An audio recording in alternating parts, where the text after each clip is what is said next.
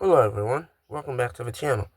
We're going to be reviewing, or attempting to review, Stand and Deliver, 2024, and we'll talk about the matches that happened on the card. If you like anything like wrestling gaming highlights, you like talking about wrestling or reading books, then hit the subscribe button. Also, if you can leave a like on this video, it would be very much appreciated. So, yeah. Alright, so, once again, we're going to be looking at Bleacher Report. Also want to say, I know this is late. This review is late.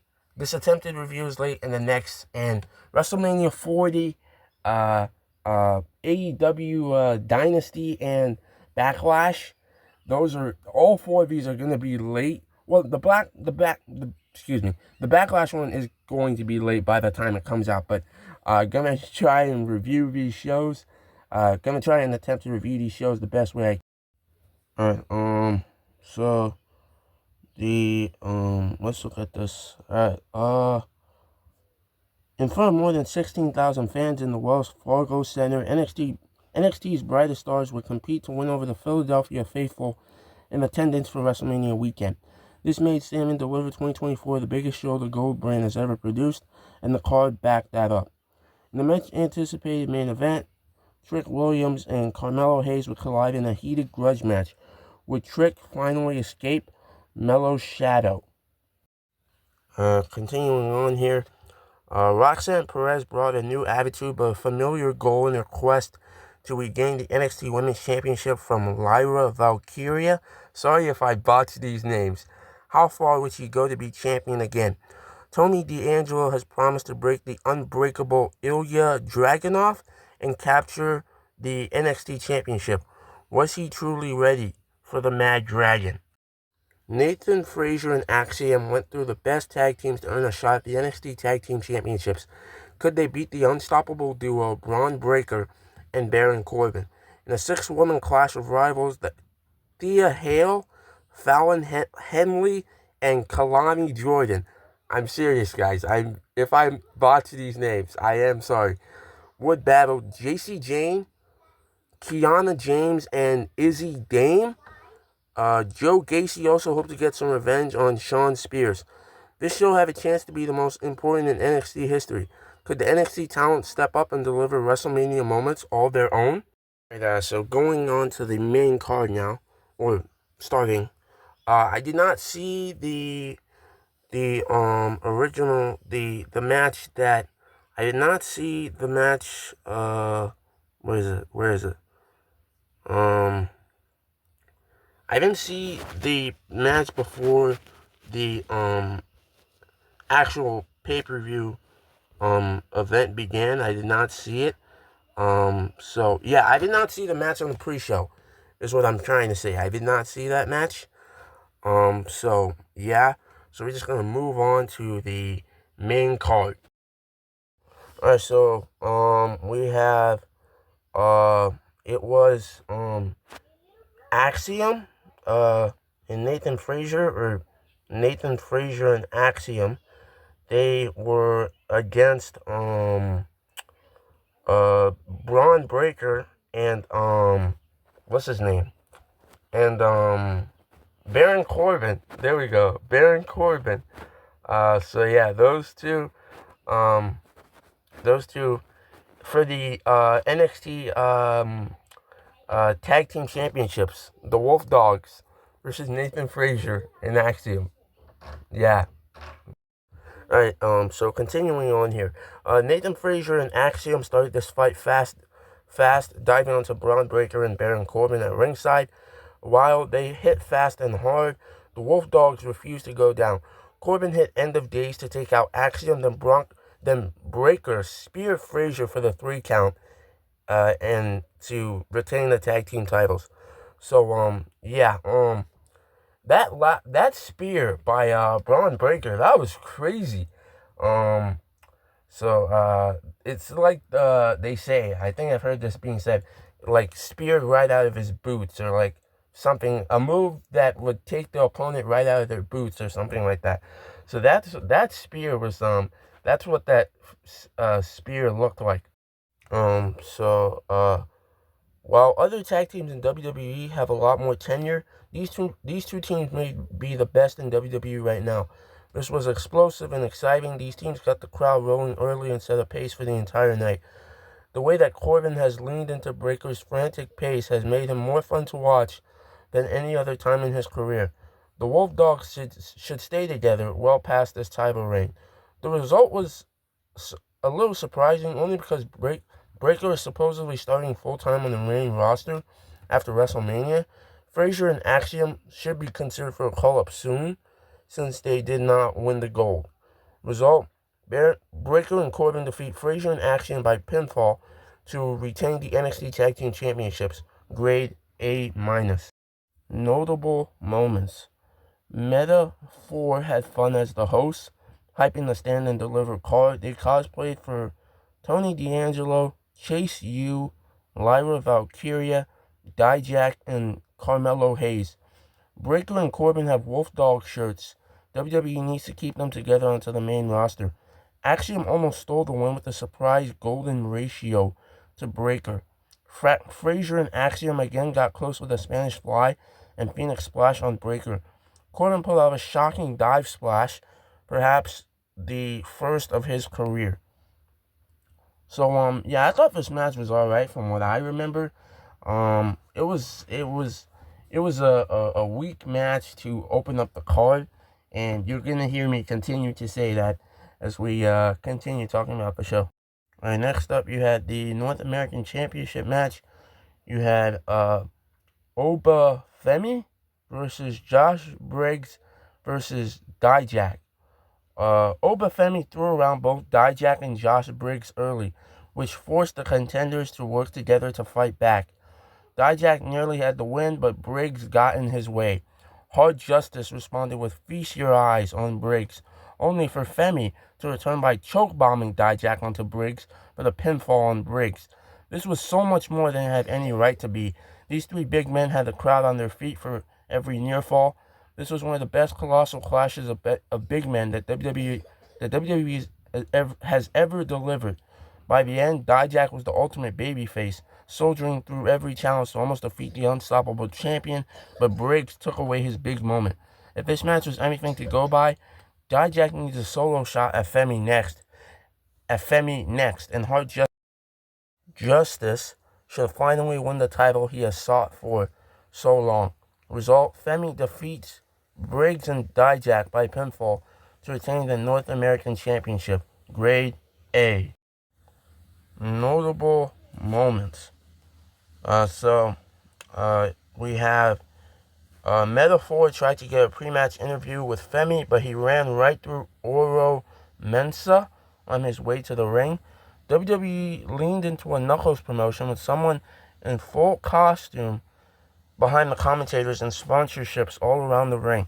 In the wildest spot of the match, Briggs flipped Dijak off the top rope onto Femi, sitting at ringside in a commentary chair. I thought this match it had its moments. That's what I'll say. It had its moments. There was a spot. The spot of the match to me was there was a spot in the ring. But I'm gonna see if I can. So my bad. This has happened before, but there's still more notable moments. Briggs nearly got the win off a top rope clothesline, but Dijak got his foot on the second rope.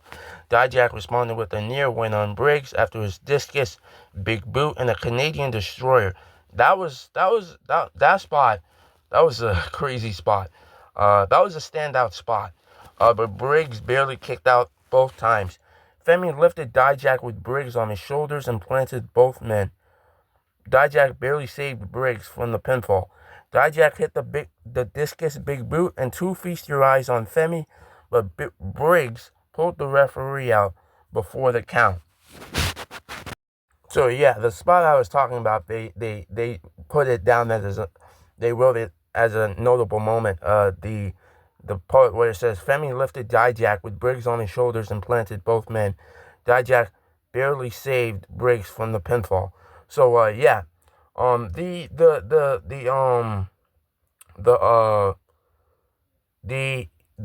the spot where Briggs flipped Dijak off the top rope onto Femi sitting at ringside in the commentary chair, that was a wild spot, and so was another wild spot was the spot that I just talked about.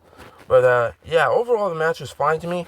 Also, why is Dijak now? Why? What happened to I think it was Dominic Dijakovic?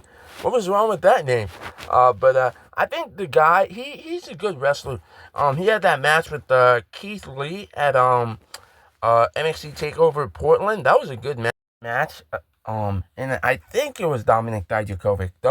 I think it was. But yeah, especially it's always crazy to see how these taller guys can do these moves from they can move like cruiserweights. They can move like high flyers. It's like how are they able to do that? So it's always so interesting to see that these guys are able to do things like this. But overall, I thought the match was fine. The previous match, I would say like a C, and then this match, I guess you could give it like a C plus, I guess. So yeah. All right. So next you had Thea Hale, Fallon Henley, and Kalani Jordan versus JC Jane, Kiana James, and Izzy Dame. There we go. After a fast-paced start, Thea Hale finally got JC Jane alone for a one-sided battle. Izzy Dame saved Jane only to walk into a Kimura lock that forced a submission. This was always going to be a cool-down spot on the card since NXT announced it last minute. I did not know that.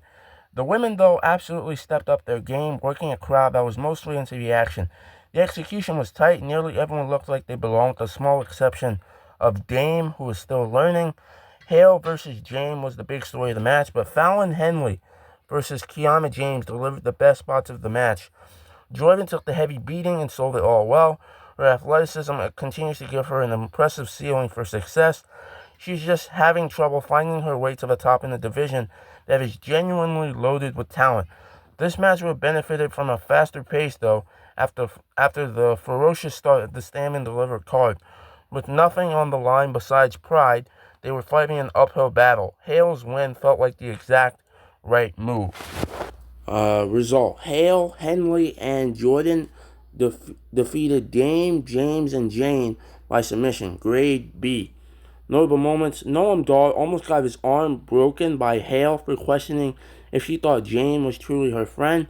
Jane threw Riley Osborne in the way of Hale's senton off the apron. Kiana pulled out a picture-perfect Spanish fly for a near fall.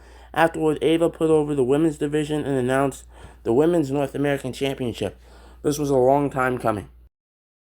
So this match was fine to me. There was someone on Hale's team that stood out though. She did some she pulled off some good moves in this match. I can't remember who of the teammates it was, whether it was Henley or Jordan, but one of them, they pulled off some good spots in the match. I will say that. Also, the ending kind of came out of nowhere. Who was it? Who tapped out? Let me see. It was Jane. Yeah, Jane. She walked into a Kimura lock, and then when she tapped out, it was kind of surprising because not a lot of work was. Her arm wasn't that damaged, so it was a little interesting to see that she tapped out. I mean, I don't know. I'm not a wrestler. I'm not. I don't fully know how wrestling psychology works, but or whatever it is. But it seemed like not a lot of work was done on her arm. So when she tapped out, it was like, oh, the match is over? Oh, all right. Yeah. Yeah, this match was also gave a C. At least I didn't think that a lot of damage was done to Jane's arm. At least in my opinion. I don't know. I might be wrong. I might be wrong, and I might have missed the work being done on her arm in the match. That I don't know. It might have been me, but just something that I might have that I'm pointing out. So Yeah, so we're gonna move on to the next match now. The previous match, most of the times I have no idea what I'm talking about, so you know. But anyways, moving on to the next match, it was Lyra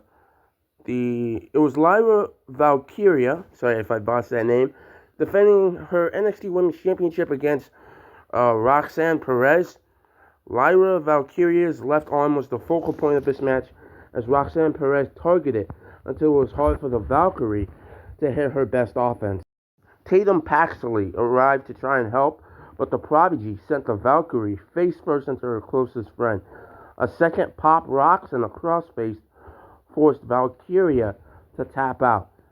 In the modern era, it is tough to get a crowd invested in a slower technical battle, and that played out in the early quiet reactions of those in attendance. But with a steady building pace, they woke up the crowd down the stretch. These two are better in them while also delivering the best WWE Women's match of 2024 so far. That is a true statement of how good they are. Now, I'm going to respectfully disagree with that, but anyways, these two are better. At every turn, the Prodigy played the heel, but the crowd was more invested in her regaining what she deserved. As good as Valkyria has been as champion, Perez is clearly the star of NXT's women's division. Hopefully her second title reign will allow her to tell the story that defines her rise all the way to the top of the main roster's women's division.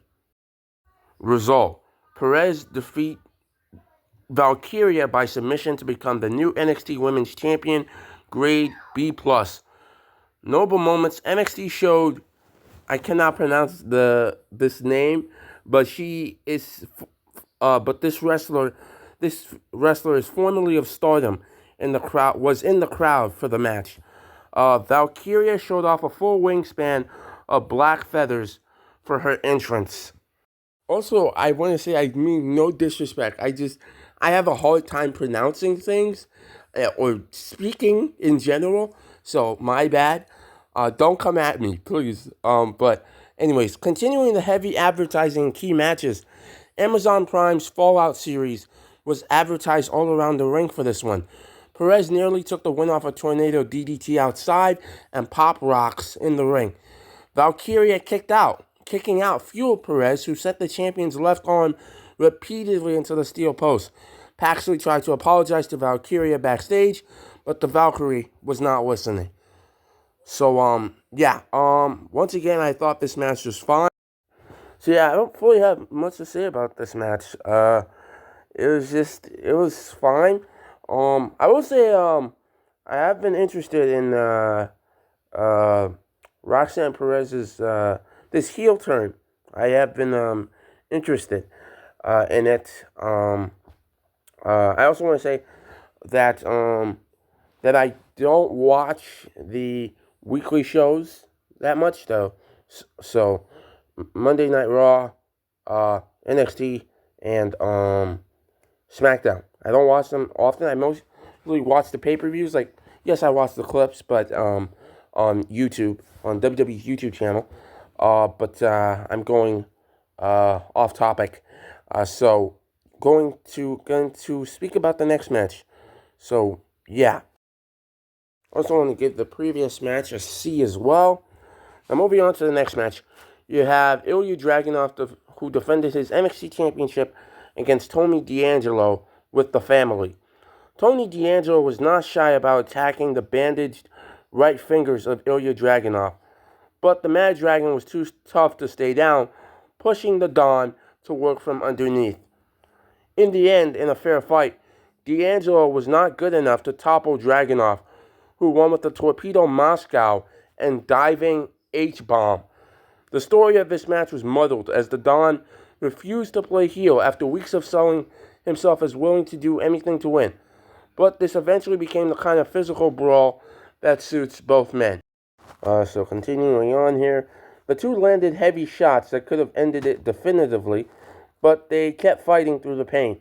Dragunov was simply too much for the Don at this stage, though that might not be true if D'Angelo leaned heel in a rematch. The Mad Dragon remains one of NXT's best, so even his weakest recent premium live event match is well worth watching. The stage is set for only Trick Williams to dethrone Dragunov.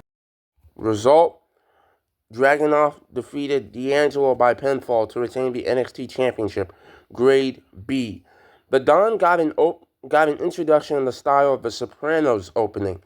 Channing Stacks Lorenzo handed D'Angelo brass knuckles, but the Don refused to use them.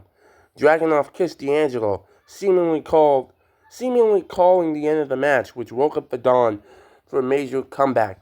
The Mad Dragon sent the Don through the announce table with an H-bomb, then hit a diving senton for a near fall. The two men shook hands afterwards with mutual respect. I was reading off the notable moments for this match.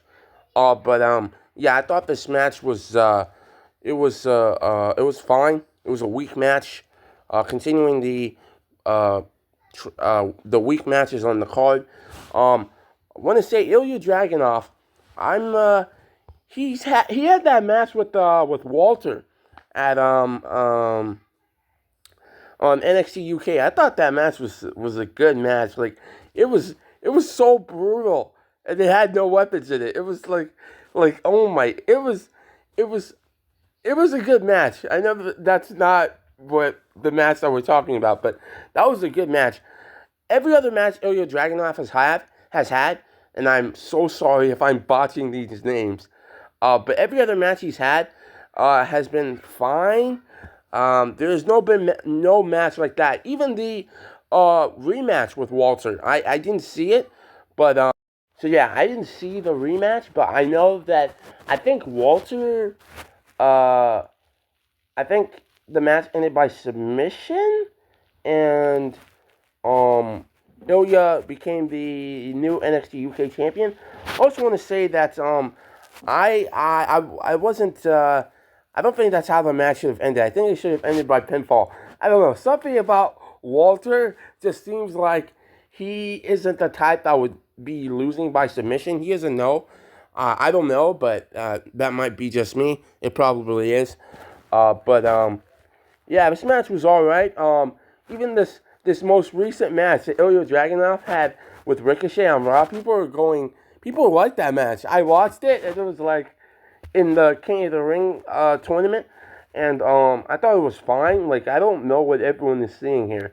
It was fine. Like I don't like I'm just saying it was fine to me. But if you guys liked it, that's cool. But to me, I just thought it was all right. It was fine. Anyways, so yeah, I thought this championship match between Ilya Dragunov and Tony D'Angelo was fine. So yeah, this match also gets a C. Moving on to the main event, it was Trick Williams versus Carmelo Hayes. Trick Williams sent Carmelo Hayes into the crowd early, and the brawl got dangerous quick. In the end, Trick kicked out of nothing but net and planted Melo with the Trick knee for the victory. The energy in the arena made this feel special, bigger than everything that came before. The action itself did not quite live up to the billing, with multiple unnecessary ref bumps and a pace that made the finish feel out of nowhere. See, this is exactly what I'm talking about. I cannot speak properly. Anyways, still, it was better than the expected alternative where Melo and Trick went over long to sell the heated rivalry.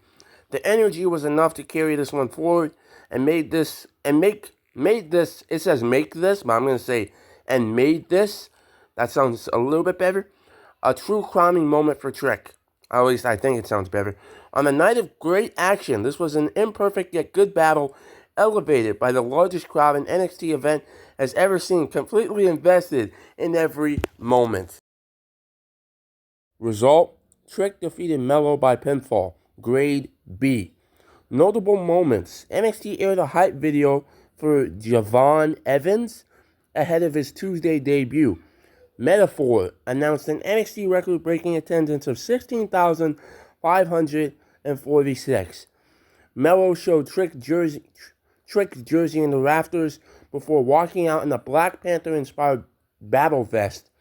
Trick came out in a boxing jacket with the entire crowd chanting, "Whoop that Trick." Booker T provided freestyle backing, much to Wade Barrett's chagrin.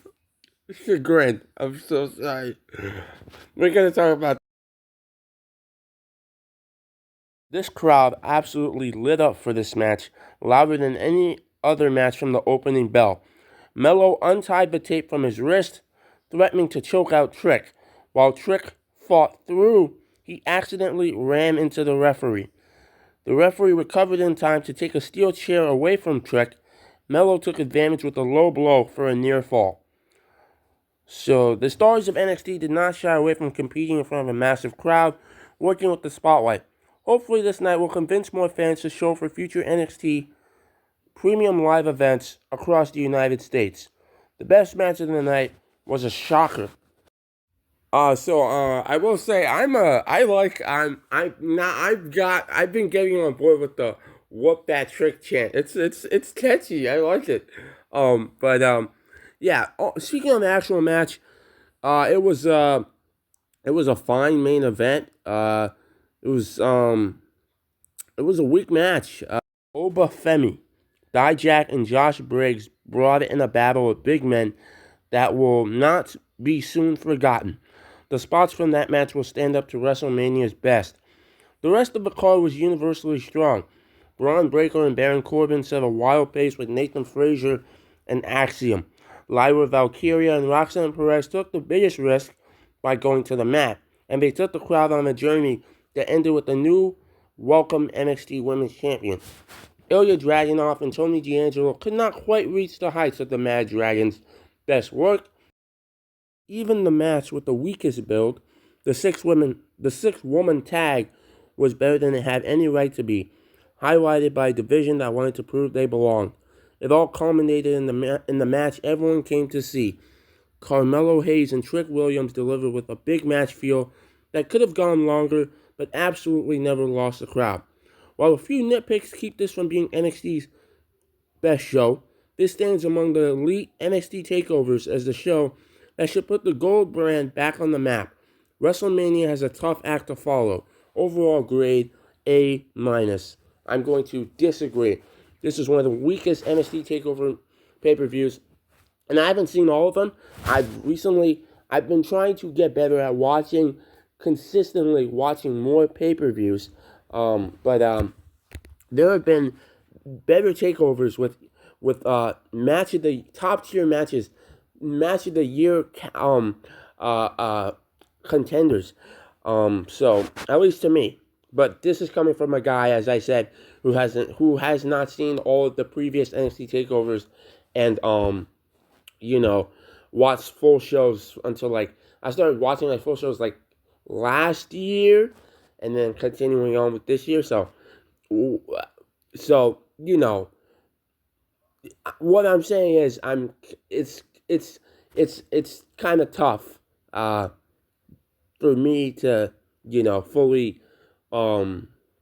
fully speak on the top.